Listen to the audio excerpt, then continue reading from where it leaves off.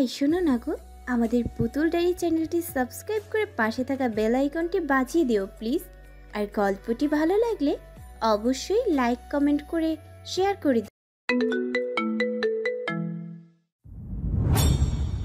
জঙ্গলের ভিতরে একটুখানি আলো দেখা যাচ্ছে। কেউ মনে হয় এদিকেই আসছে। কি আসছে জানা নেই।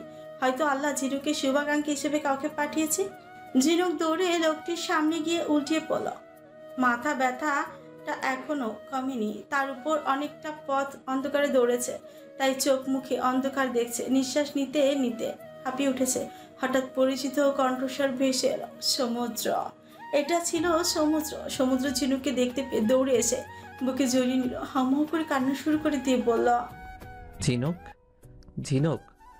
ঝিনুক হাঁপিয়ে উঠেছে, বলে কথা বলতে পারছে না, তবে সমুদ্রকে দেখে শান্তি পেল। কান্না পেয়ে গেল, তবে বলার চেষ্টা করছে আবছা আবছা কণ্ঠে বলল, ওরা 6 জন ওরা আসছে, একজনের আদেশ পালন করছে, তোমাকে মেরে ফেলবে, পালাও। এরই মধ্যে আশপাশ থেকে অনেক জন লোকের পায়ের শব্দ ওদের দিকে এগিয়ে আসছে। সমুদ্র ঝিনুকে উঠাতে উঠাতে দুজন লোক সমুদ্রের উপর ঝাঁপিয়ে পড়ল। আচমকা ঝাঁপিয়ে পড়াতে সমুদ্র প্রথমে সামলাতে না পারলে পরবর্তীতে সেও সমানে সমানে টক্কর দিয়েছে। হঠাৎ আরেকজন লোক উপস্থিত হলো। সে সমুদ্রের মাথায় শক্ত লাঠি দিয়ে বাড়ি দিল। সমুদ্র হাঁটু গেড়ে বসে পড়ল। মুহূর্তেই রক্ত পড়া শুরু হলো। লোকটা লাঠিটা ফিক্কা মেরে ঝিনুকের সামনে ফেলল। লাথি মেরে সমুদ্রকে নিচে ফেলে দিল। সমুদ্রের মাথায় হাত রেখে ব্যথায় ছটফট করছে লোকটা। অন্য দুজন লোকেদের বলল, আমি সামলাচ্ছি, বস ওদিকটায় গেছে, নিয়ে আয়, আর তুই সাহেবকে খবর দে। দুজন দুজনের কাজে নেমে গেল। নেট কাজ করতেছে না বলে একজন একটু দূরে সরে গেল। এক পর্যায়ে অন্ধকারে মিশে গেল। সেখানে উপস্থিত একজন লোক সে সমুদ্রের সামনে বসে সমুদ্রের মাথাটা এদিক সেদিক নাড়াতে লাগলো। জানা নেই কোথা থেকে শক্তি এলো ঝিনুকের। উঠে বসলো, লাঠিটা হাতে আস্তে আস্তে হাতে নিল। লোকটার মাথা বরাবর সর্বশক্তি দিয়ে বাড়ি দিল।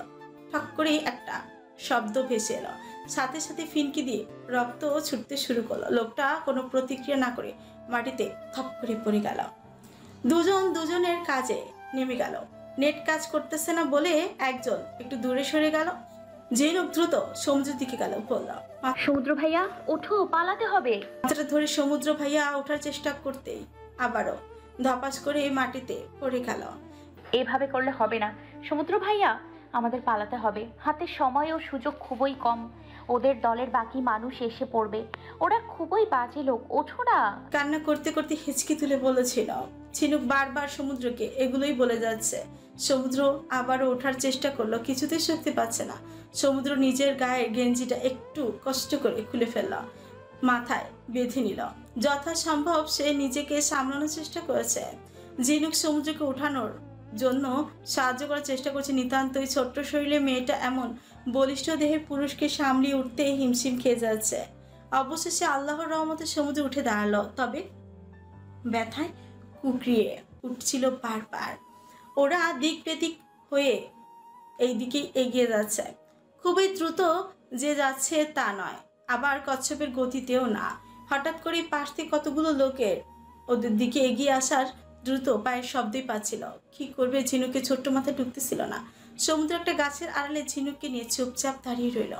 ঝিনুক ফিসফিস করে বলল, দাঁড়িয়ে আছি কেন? তারা ধরে ফেলবে আমাদের, চলো তাদের হাত থেকে পালাতে হবে।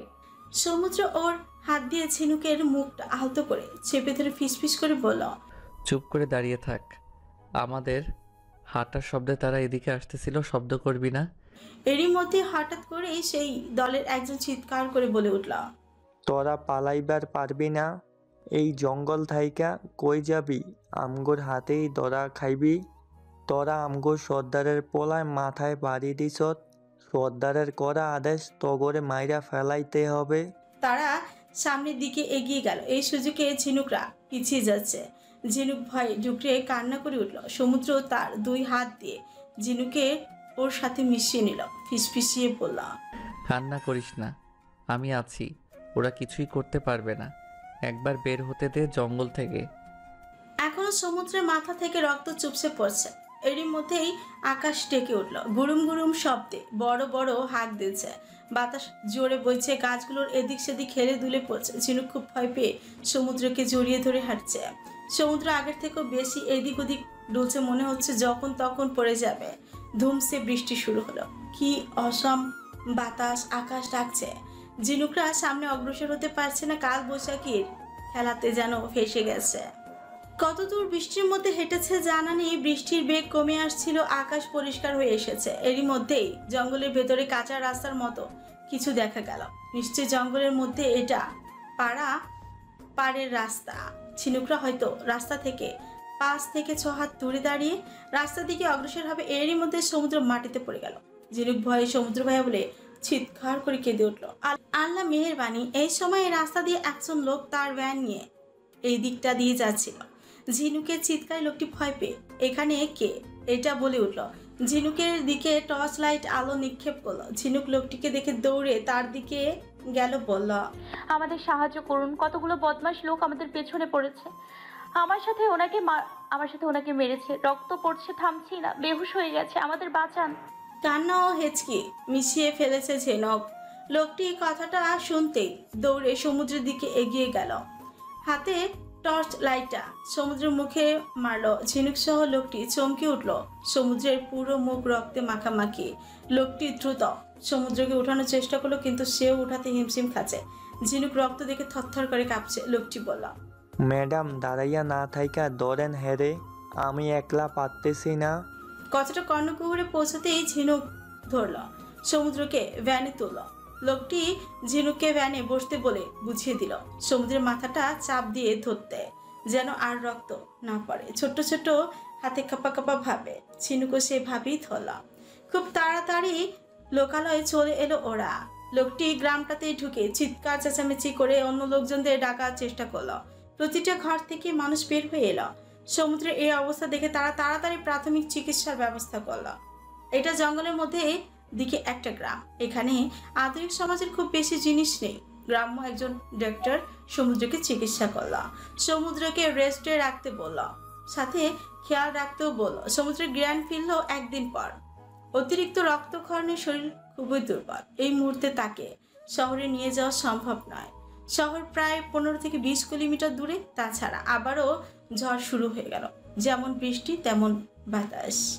2 দিন ধরে ঝিনুকরা এই গ্রামে বন্দি, বের হওয়ার কোনো সুযোগ নেই। চট্টগ্রাম যেহেতু উপকূলীয় অঞ্চল, তাই এই সময়ে কোনো এক ঘূর্ণিঝড় হানা দিয়েছে। এমনিতেও বৈশাখ মাস, এই ঘূর্ণিঝড়ের সাথে কাল বৈশাখীও যোগ দিয়েছে। গ্রামগঞ্জের অবস্থা খুবই খারাপ। 2 দিন পর ঘূর্ণিঝড়ের প্রভাব কেটেছে। আজ চারিদিকে চকচকে রোদের সোনালি আলো খেলা করছে। এই 2 দিন ঝিনুক দিন রাত সমুদ্রের সেবা করেছে। ঝিনুকদের তারা আলাদা একটা রুমে থাকতে দিয়েছিল, সেখানে ওরাই ছিল। আজ সমুদ্র হাঁটছে, সমুদ্রকে কিছুটা সুস্থবোধ দেখাচ্ছে। আশেপাশে যেহেতু সবকিছুই ঠিকঠাক হয়েছে, তাই সমুদ্র চাচ্ছে শহরের দিকে যাবে। ঢাকায় ফোন করবে, পলাশকে খবর দিবে, দেখা করে ঢাকায় রওনা দিবে। সেখানে গিয়ে যা করার করবে। কিন্তু ওদের পরিকল্পনাও থেকেও ওপরের একজন বড় পরিকল্পনা করে রেখেছিলেন। গ্রামের সব মানুষরা একত্র হয়েছে উঠানের মাঝে। গ্রামের মোড়ল বসে আছে, সাথে গ্রামের মুরব্বীরাও। ওদের দেখে সবাই খুশি হলো, তাদের সাথে বসার জন্য আমন্ত্রণ জানালো। 2 দিন সমুদ্র অসুস্থ ছিল এবং ঝড় বৃষ্টি হয়েছে বলে তারা সরাসরি ওদের কিছু জিজ্ঞাসা করে নাই। তারা ওদের এটা সেটা কত কিছুই জিজ্ঞেস করলো। ওরা শুরু থেকে সব কিছুই খুলে বললো। হঠাৎ করে গ্রামের মোড়ল জিজ্ঞেস করলো, তোমরা স্বামী স্ত্রী না? বিয়ে কতদিন ধরে হয়েছে? ঝিনুক সহ সমুদ্র চমকে উঠে বলল, আমাদের বিয়ে হবে কেন? উনি আমার চাচাতো ভাই। মোড়ল হাত দিয়ে ইশারায় থামিয়ে দিল। মুরব্বীরা একে অপরের সাথে কথা বলা বলি শুরু করে দিল। গ্রামের মানুষজন অদ্ভুত চোখে তাকাচ্ছে। হঠাৎ পরিবেশ বদল হয়ে গেল। ঝিনুক ভয় পেয়ে সমুদ্রের দিকে তাকালো। সমুদ্র ঝিনুক ইশারায় শান্ত হতে বলল, ঠিকই, কিন্তু সমুদ্র ভেতর থেকে অশান্ত। সেও বুঝতে পারছে না কি হচ্ছে। হঠাৎ এক মুরব্বী বলে উঠল, আজকালকার মেয়ে ছেলেদের লজ্জা শরম নেই। তোমরা ভাই বোন, আমরা বিশ্বাস করবো কেন? এমনও হতে পারে অন্য কিছু। আবার 2 দিন একলগে ঘরে থাকলা, দেখো এত কিছু বলে লাভ নেই। তোমাদের বিয়ে করতে হবে, তাহলেই আমরা গ্রাম থাইকা বাইরে যাইতে দিমু। কি বলেন আপনারা? গ্রামের সবাইকে উদ্দেশ্য করে বলল। সবাই সায় দিল। তারপর কি? ওদের আপত্তি কোনো কাজে দিল না। কত করে বুঝালো ওনারা যা ভাবছেন তেমন কিছুই নয়, তবুও আগেরকার মানুষ বলে কথা, তারা তাদের কথাটাই রাখলো। সমুদ্রের সাথে ঝিনুকে জোর করেই তারা বিয়ে করিয়ে দিল। হুজুর দিয়ে 3 কবুলে খাতা কলমে বিয়ে সম্পূর্ণ করে দিল। তারপর ওরা শহরে এসে বাকি কাজ করে ঢাকায় রওনা দেয়। সারা রাস্তা ঝিনুক চুপচাপই ছিল। সমুদ্র কতবার ঝিনুকে এটা সেটা জিজ্ঞেস করেছে, ঝিনুক স্থির হয়ে পুতুলের মতো ছিল। বাসায় আসতেই কারোর সাথে কথা না বলে ঝিনুক দৌড়ে নিজের রুমে চলে গিয়েছিল। এই ছিল সেই অনাকাঙ্ক্ষিত ঘটনা, অনাকাঙ্ক্ষিত রাত, অনাকাঙ্ক্ষিত বিয়ে, যা বয়ে বেড়াচ্ছে ঝিনুক বর্তমান। বারান্দায় বসে বসে এগুলোই ভাবছিল ঝিনুক। হঠাৎ করে কারো আগমনে ঝিনুক চমকে উঠল। সমুদ্র দাঁড়িয়ে আছে। আরে, যার নাম মনে মনে 500 বার জপলো সেই এসে হাসে, কিন্তু সে বারান্দা দিয়ে আসলো কি করে? ঝিনুক অবাক হয়ে বলল, বারান্দা দিয়ে কেমনে আসলেন? আপনি সত্যি সমুদ্র ভাইয়া? কিছু বলার আগেই মুখটা চেপে ধরল, খুবই শক্ত করে ধরল। ঝিনুক শব্দ করছে বারবার। ঝিনুকের দিকে ঝুঁকে বলল, তোর সাহস কি করে হয় আমাকে মিথ্যা বলার? ওই বাড়ি থেকে কার পারমিশনে বাড়িতে এসেছিস? সন্ধ্যা বিকেলে পরপুরুষের সাথে এত গাড়িতে ওঠার শখ তোর? বিবাহিত হয়ে প্রেমপত্র দিয়ে প্রেম করছিস? কিভাবে বলবে সমুদ্রকে এত কিছু? সবই মিথ্যা। ঝিনুক যা বলছে সবই সত্যি, এটা ঠিক। তাকে না বলে এ বাড়িতে চলে এসেছে। শব্দ তো করছে, কিন্তু সমুদ্র তো ছাড়ছেই না। বাধ্য হয়ে ঝিনুক হাতে দিল এক কামড়। হাতে কুটিস করে জোরে কামড় দেওয়াতে সমুদ্র হাত ছাড়া দিয়ে ছাড়িয়ে নিল। এই সুযোগে ঝিনুক বারান্দা থেকে রুমে ঢুকে বারান্দা দরজা বন্ধ করতে যাবে, সমুদ্র দরজাটা ধরে ফেলল। এমন একটা হাতির সাথে ঝিনুকের মতো পিঁপড়া পেরে উঠবে তা কখনোই সম্ভব নয়। ঝিনুক দরজা বন্ধ করতে পারল না, সমুদ্রের শক্তির সাথেও পেরে উঠতে পারল না, তাই বাধ্য হয়ে দরজাটা থেকে দূরে সরে গেল ঝিনুক। সমুদ্র রুমে প্রবেশ করলো। এদিক ওদিক ঢুলছে সমুদ্র। ঢুলছে কেন, এমন করছে? ভয় একটা ঠোক গেল। পেছনের দিকে দরজাটায় তাকালো, বন্ধ করা। এখন যে দরজা খুলে পালাবে সেই উপায়টাও নেই ঝিনুকের। তাও একবার চেষ্টা করে দেখাই যাক, এই ভেবে দোল লাগাবে তার আগে সমুদ্র হ্যাচকা টানে খাটে ফেলে দিয়ে ঝিনুকের উপর উঠে বসল। ঝিনুক হাত পা ছুটোছুটি করছে সমুদ্র থেকে বাঁচার জন্য, কিন্তু পুরুষের শক্তির সাথে নারীরা কখনোই পারে না। ঝিনুকও পারল না। ঝিনুকের 2 হাত সমুদ্রের 1 হাত দিয়ে শক্ত করে আবদ্ধ করে রেখে বলল, একদম চেঁচামেচি করবি না। এটা শেখ রংমহল নয়, তোর নানু বাড়ি। মান সম্মান তোর যাবে, সাথে আমারও। তবে আমার সমস্যা নেই, লজ্জা কোনো কালেই আমার ছিল না। হ্যাঁ, খেয়েছি, তোর কারণে খেয়েছি। তুই মিথ্যা বলেছিলি কেন? আপনারা এমপি এগুলো যে খেয়েছেন, বড় চাচা জানে আপনার ইমেজ রাজনীতি রংমহলে কতখানি খসে পড়তে পারে জানেন? আমার কারণে খেয়েছেন মানে? আর আমি আপনাকে মিথ্যে কথা কখন বললাম? আমি আর কিছু বলার আগে ধমক দিয়ে থামিয়ে দিল। বললাম, চুপ, একদম চুপ। এমপি এমপি এমপি এমপি বলে কি আমার পার্সোনাল জীবন নেই? আমার কি সংসার করতে ইচ্ছে করে না? বউ বাচ্চা লাগবে না? নাকি সারা জীবন ভবঘুরে জীবন নির্বাহ করতে হবে? আমি কখন তা বললাম? আপনি বিয়ে একটাও বেশি কথা বলবি না। বিশ্বাস কর, এখানে এমন কিছু ঘটে যাবে তার জন্য আমি মোটেও তোর কাছে ক্ষমা চাইব না। বিয়ে তোকে করেছি, দুনিয়া হয়তো এখন জানে না, কিন্তু জানবে। তোকে আমার বউ হয়ে থাকতে হবে, বুঝলি? অল্প সময় দিব, ক্যারিয়ারে ফোকাস দিতে খুবই অল্প। কেননা আমার সংসার চাই। বাচ্চার বাপ হওয়ার সময়কে আমি মোটেও ভবঘুরে যেতে দিতে পারি না। খুব রেগে গেল ঝিনুক। ঝিনুককে যে চারিদিক থেকে বন্ধ করে রেখেছে সেই দিকে ঝিনুকের বিন্দুমাত্র খেয়াল নেই। মোট কথা রেগে গেছে, তাই মৃদু চিল্লিয়ে বলল, আমি সংসার করব না, আমি আপনার সাথে থাকবো না। আপনি নিজেকে যেমন দেখান আপনি মোটেও সেরকম নন। আমি আপনার রংমহল থেকে দূরে। আর কিছু বলার আগেই সমুদ্র ঝিনুকের ঠোঁট দুটো নিজের ঠোঁটে আবদ্ধ করে নিল। ঝিনুক আচমকা এমন কাণ্ডে রিয়াকশন দিতে ভুলে গেছে, থমকে আছে। মস্তিষ্কের প্রতিক্রিয়া ফিরে পেতেই সমুদ্রকে ধাক্কা দিতে শুরু করলো। না পারছে না, আর সহ্য করতে না পেরে ডুকরে কেঁদে উঠল ঝিনুক। সমুদ্র মুহূর্তে ছেড়ে দিল, 2 হাত দিয়ে ঝিনুকের মুখ আলতো করে ধরে বলল, কান্না করছিস কেন? কি হয়েছে? ব্যথা পেয়েছিস? জীবনে প্রথমবার কিস করেছি, আমিও ভালো মতো জানি না কিভাবে করতে হয়। সমুদ্রের কথা শুনে ঝিনুক হাসবে নাকি কাঁদবে? ঝিনুক ডিসিশন নিল কাঁদবে, বলল, আপনি ছাইপাশ খেয়ে এসে মাতলামি করছেন আমার সাথে। এটা কি করলেন? আমার প্রথম কিস নিয়ে গেলেন, আমার প্রথম কিস নিয়ে গেছেন। ভ্যা ভ্যা করে আবারও কান্না শুরু করে দিল ঝিনুক। চুপ, একদম চুপ, কান্না করবি না, তাহলে আরেকবার ডোজ দিতে দুইবারও ভাববো না। কান্না বন্ধ করে সমুদ্রের দিকে তাকিয়ে রইল ঝিনুক, মনে মনে বলল, কত বড় পাষাণ হৃদয়ের ব্যক্তি। তোর ঠোঁট দুটো তো ভারী মিষ্টি। আহ, সেই স্বাদ। এত স্বাদ কেন? কিসটা কিন্তু সেই ছিল, আমি তো সেই মজা পেয়েছি। আহ, কিস করতে এত মজা। চড়ুই বউ, তুই রাজি হ, প্রতিদিন 100টা করে শুধু কিসই করব। আমার একবেলা খাবার না খেলেও চলবে। বাপুরে কি সাংঘাতিক পুরুষ মানুষ! বলে কি, রাগ যেন তরতরিয়ে বেড়ে গেল ঝিনুকে। শরীর সম্পূর্ণ শক্তি দিয়ে সমুদ্রকে ধাক্কা দিল। আচমকা ধাক্কায় তাল সামলাতে না পেরে ঝিনুকের উপর থেকে সরে গেল। ঝিনুক দ্রুত বিছানায় উঠে বসলো, বলল, আপনি এত রাতে এখানে আসছেন কেন? আমি বড় চাচাকে বলে দিব আপনি।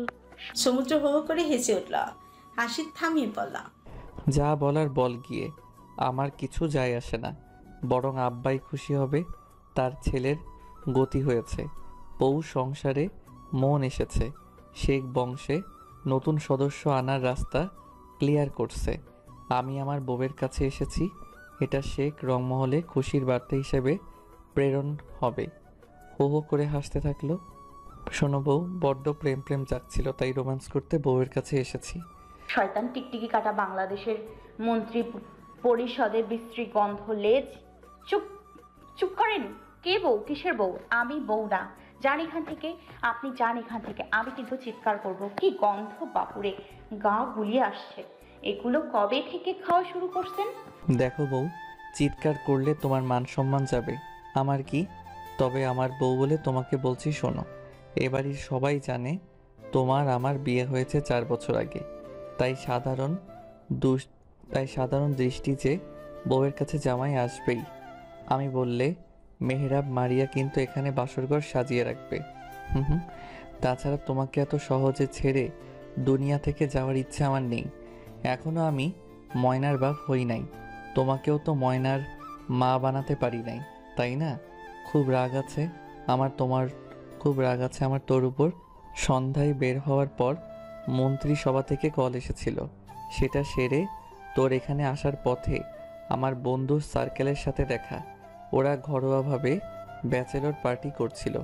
3 মাস পর আরাফের বিয়ে, জোর করে নিয়ে গেল।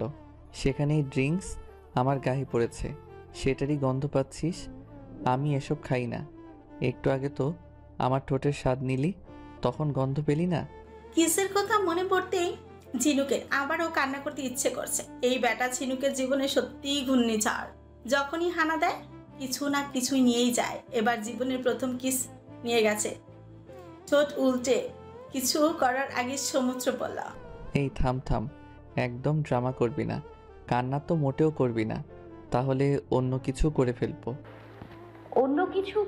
অন্য কিছু সেটা কি? আর কি করার বাকি? নাক ছিটকে নিঃশ্বাস নিল ঝিনুক। বাকি আছে, খুবই গুরুত্বপূর্ণ কাজ বাকি আছে।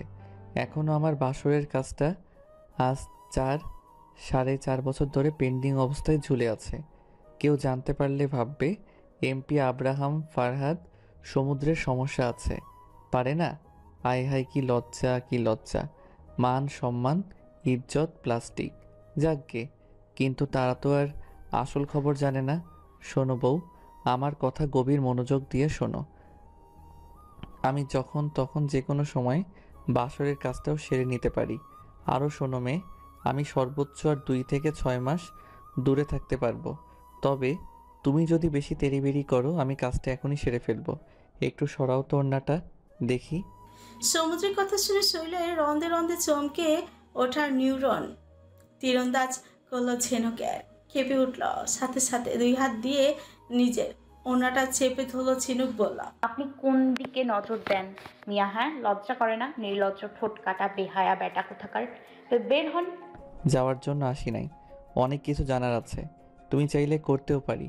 তাছাড়া আমার কোনো কালেই লজ্জা ছিল না। তা কি তুমি মেয়ে জানো না? শখের বেটির কাছে কোন বেটা মহাপুরুষ শুনেছিস কখনো? সাধুরা বিয়ে করে, আর বিয়ে করা পুরুষ বউয়ের সামনে মহাপুরুষ সাজে। মহাপুরুষ সাজলে বাচ্চা ডাউনলোড করব কি করে? কোন লগ্নে উঠেছি আজ? আজ আমি পদে পদে বিদ্যুতের ঝটকা খাচ্ছি। আমার চোখগুলো তার কোঠার থেকে বের হয়ে যেতে চাইছে। কান থেকে আগ্নেয়গিরির থেকেও মনে হয় বেশি গরম হাওয়া বের হচ্ছে। মানে কি ইনি সমুদ্র ভাইয়া নাকি অন্য কেউ? নিশ্চয়ই জিন। আমি এখন আমাকে কিছু প্রশ্নের উত্তর দে তো। পকেট থেকে একটা চিরকুট বের করে ঝিনুকের দিকে এগিয়ে দিল। এটা যে ছেলেটি দিয়েছে কে সে? চিরকুটটা দেখে চিনতে ঝিনুকের 2 সেকেন্ড সময় লাগলেও না, এটা তো সেই চিরকুটটা।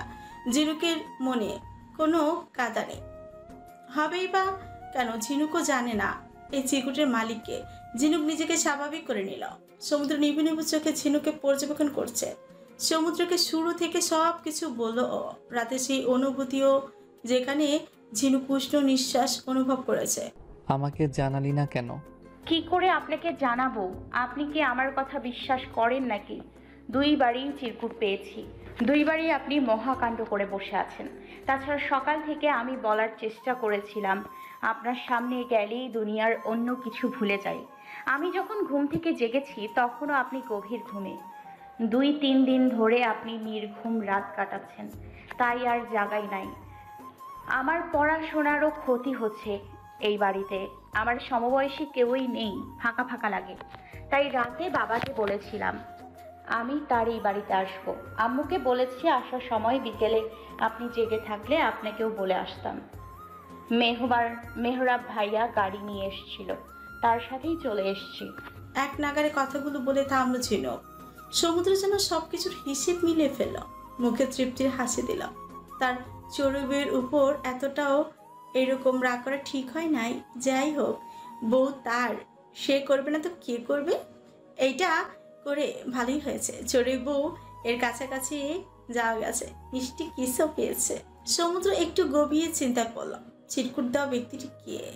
চিরকুটটা নিয়ে সে তার বন্ধুদের সাথেও শেয়ার করেছে, ওরাও যা বলেছে তাই মিলেছে। ঝিনুক সত্যিই জানে না ব্যক্তিটিকে। নিশ্চয়ই ঝিনুক কেউ ঝিনুকের অজান্তেই ফলো করে। এমন হলো তো বিপদ। এত সহজে যে ব্যক্তি সে রংমহলে প্রবেশ করতে পারে, সে অনেক কিছুই করতে পারে। লোকটির সাংঘাতিক সাহস বলতে হবে। বাঘের গুহায় ঢুকে বাঘিনীর দিকে নজর। এমনিতেই ইদানিং সে রাজনৈতিক রংমহলে অতিরিক্ত সময় প্রদান করেছে, কারণ রাজনৈতিক মহলটা এখন উত্তাপ। কি করবে? ঝিনুকের দিকটাও দেখা দরকার। আবার যে কোনো বিপদ ঘনিয়ে আসছে কে জানে। সমুদ্র বিপদের গন্ধ পেল। সমুদ্র বিগত 5 মিনিট ধরে বসে আছে, গভীর কিছু ভাবছে। ঝিনুক এই সুযোগে দরজা খুলে বাইরে গেল।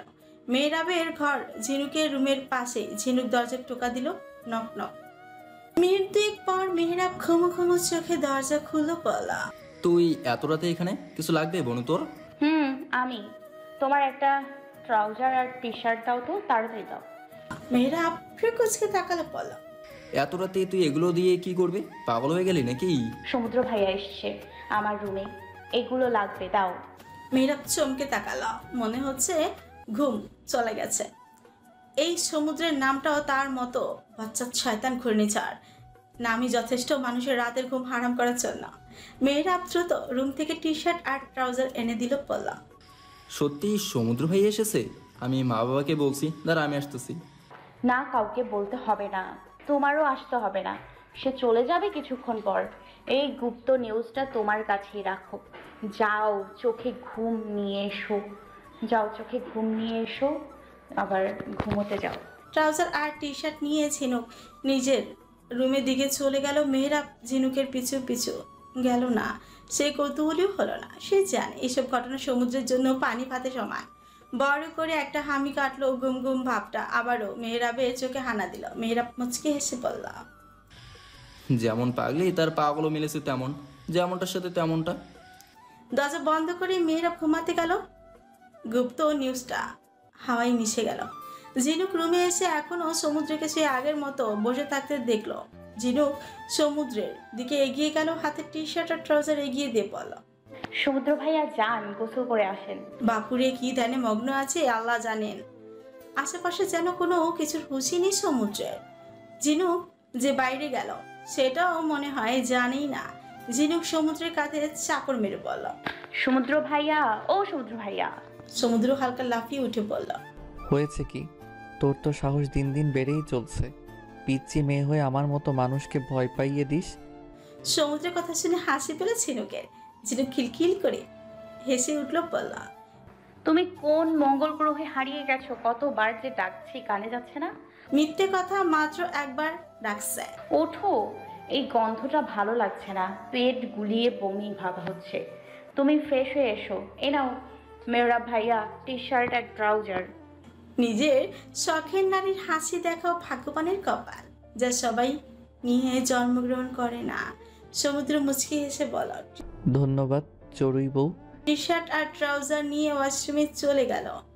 ঝিনুক সমুদ্রের অপেক্ষায় বসে আছে। দীর্ঘ 20 মিনিট পর ওয়াশরুম থেকে বের হলো।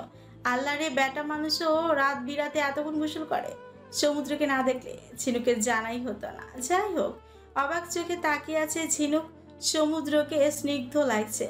সমুদ্র এত সুন্দর কেন? স্বয়ংবরের পুরুষটা দিন দিন ঝিনুকের চোখে আরো বেশি সুন্দর হয়ে উঠেছে। ভয়ঙ্কর, এ যেন ভয়ঙ্কর এক অনুভূতি।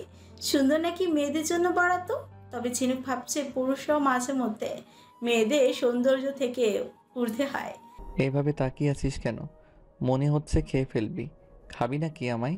ঝিনুক বিষম খেল। ঝিনুক জানে সমুদ্র ঠোঁট কাটা স্বভাব বড্ড ভয়ঙ্কর। ঝিনুক কিছু বলবে তার আগেই সমুদ্র বলল, সর সামনে থেকে, আমি একটু ঘুমাবো। বলেই বেডে গিয়ে শুয়ে পড়ল। মুখ ফুলিয়ে বিছানায় বসে পড়ল। ঝিনুক বলল, আমি কোথায় ঘুমাবো তাহলে? এই রুম আমার, আপনি আপনার বাড়ি যান। আপনার বাড়ি। আর কিছু বলার আগে সমুদ্র দ্রুত গতিতে বিছানায় উঠে বসল। হাত ধরে টান দিয়ে ঝিনুককেও বিছানায় ফেলে দিল। ঝিনুককে কোলবালিশের মতো জড়িয়ে ধরে বলল, ঘুমা, বড্ড ঘুম পাচ্ছে। নানি শাশুড়ির বাড়িতে প্রথম ঘুমাতে যাচ্ছি। ডিস্টার্ব করবি না। তোর ডিস্টার্ব করার ভালো বদভ্যাস আছে। ডিস্টার্ব করলে আমি সত্যি উল্টাপাল্টা কিছু করব। ঝিনুক আর কিছুই বলল না। এখন কিছু বলা মানে বিপদ ডেকে আনা।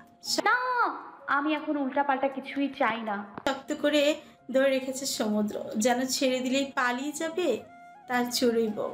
মুখ ফুলিয়ে কতক্ষণ জেগেছিল ঝিনুক জানানি, এক পর্যায়ে ঘুমিয়ে পড়ল। সকালে উঠতেই নিজেকে বিছানায় কাঁথা মুড়ি অবস্থায় পায় ঝিনুক। আশেপাশে ভালো করে তাকালো। ব্যক্তিটির নাম গন্ধ নেই, চলে গেছে। ঝিনুকে ঘুমন্ত অবস্থায় রেখেই চলে গেল। একটু জাগালে কি হতো? বড্ড পাষাণ হৃদয়ের ব্যক্তি। রাতের কথাটি মনে পড়তেই লজ্জা আবারও কাঁথা মুড়ি দিয়ে দিল ছিল।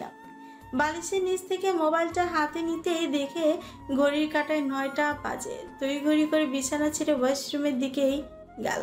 ফ্রেশ হলো, সমুদ্রের কাপড় চোপড়গুলো ধুয়ে বারান্দায় শুকোতে দিল। দ্রুত রেডি হয়ে নিচে নামতে দেখে মারিয়া ব্রেকফাস্ট করছে। ঝিনুককে দেখতে পেয়ে চিল্লিয়ে বলল, ওরে লেট লতিফ সিদ্দিকের একমাত্র উত্তরস্বরী, লেট লতিফা সিদ্দিকি। কয়টা বাজে দেখেছেন? আজকে যে আমাদের কোচিংয়ের প্রথম দিন, কিভাবে পারলেন গুলিয়ে খেতে? আসেন তাড়াতাড়ি নাস্তা খেয়ে দৌড়াম। ঝিনুক মারিয়াকে কি বলবে? সত্যি তো লেট করে ফেলেছে সে। 9:30-এর উপরে বাজে। আজকে ওদের কোচিংয়ের প্রথম দিন। ঠিক 10টায় উপস্থিত থাকার কথা ওদের। আজকে লেট করা উচিত হবে না। সব তো সমুদ্রে, ব্যাটা নির্লজ্জ। ঝিনুক দ্রুত খাওয়ার চেষ্টা চালাচ্ছে, যদিও ঝিনুক খাবারের খেতে ধীর কচ্ছপ। গাড়ি যেন রকেটের গতিতে চলেছে, তবুও শেষ রক্ষাটা হলো না। ঘড়ির কাঁটা 10টা 10। তার মানে ওরা 10 মিনিট লেট করে ফেলেছে। ঝিনুক আর মারিয়া হন্তদন্ত হয়ে ছুটে গেল কোচিং সেন্টারের ভেতর। যেহেতু মারিয়া ভবিষ্যতে ডক্টর হতে চায়, তাই মারিয়া 2 নম্বর রুমে ঢুকলো, কারণ 2 নম্বর রুমে মেডিকেল প্রিপারেশনের ক্লাস চলছে। 3 নম্বর রুমে ঝিনুকের কোচিং ক্লাস চলছে, যেখানে বিশ্ববিদ্যালয়ের প্রিপারেশন চলছে। ক্লাসরুমের দরজায় এসে সালাম দিয়ে নক করতেই সবার মনোযোগের কেন্দ্র ঝিনুক হয়ে দাঁড়ালো। হোয়াইট বোর্ডের সামনে দাঁড়িয়ে থাকা পুরুষটি হাতে থাকা বইটা বন্ধ করে ঝিনুকের দিকে তাকিয়ে বলল। ঝিনুক দ্রুত ভেতরে ঢুকলো, সিটে বসে স্বস্তির নিঃশ্বাস ছাড়ল। 2 ঘন্টা ভালোই ক্লাস করলো। যিনি ক্লাস নিলেন উনি খুবই বিচক্ষণ এবং সুদর্শন পুরুষ, খুব ভালো মেন্টরও বলা যায়। প্রথম দিনই ঝিনুক সহ ক্লাসের বাকিরা তার পড়ানোর স্টাইলে ফিদা হয়ে গেছে। ক্লাস শেষ করে 2 নম্বর রুমে পাশে দাঁড়িয়ে আছে। মেডিকেলে যারা পড়ে আর পড়ার ইচ্ছা পোষণ করে তারা শুরু থেকেই গভীর পড়ে, অনেক পড়ে বা পড়ে। ভাগ্য ভালো ডাক্তার হওয়ার শখ ঝিনুকের জাগে নাই। প্রায় 8 ঘন্টা পর মারিয়ার ক্লাস শেষ হলো। দুজন মিলে বাড়ির দিকে রওনা দিল।